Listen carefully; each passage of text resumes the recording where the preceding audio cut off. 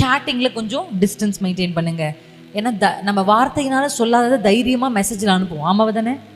உண்மையா இல்லையா? Correct. So chatting is very important. நான் முக்கியமாக வாலிப பிள்ளைங்கிட்ட சொல்கிறது, இந்த திருமணமான அண்ணன்மார்கிட்ட பேசுறத கூட தவிர்க்கணும். எத்தனை பேருக்கு புரியுது? ஏதாவது ஒரு திருமணமான அண்ணன் வந்து உங்ககிட்ட அவங்க ஒய்ஃபை பற்றி தப்பாக சொல்கிறாங்கன்னா அந்த அண்ணன்கிட்ட நீங்கள் பயங்கர ஜாக்கிரதையாக இருக்கணும். ஏன்னா அடுத்து அந்த அண்ணன் உங்களை ஒய்ஃபாக்க தான் முயற்சி பண்ணிட்டு இருக்கார்.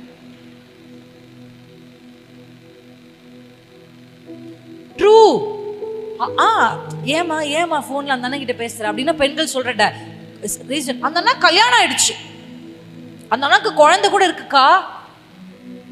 அது ஒன்றும் அவரை வந்து ஹார்மோன்லெஸ் பர்சனாக மாற்றலை. He still has hormone, he still has feeling. எத்தனை பேருக்கு புரியுது?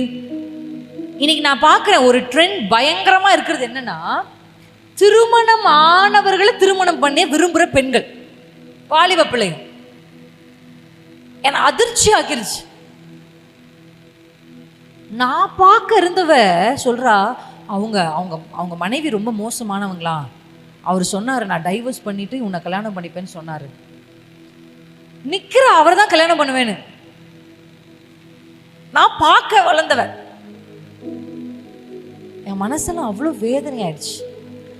அதனால தான் நான் ஃபர்ஸ்டே உங்ககிட்ட சொல்லிட்டேன், ஆப்போசிட் ஜென்ரா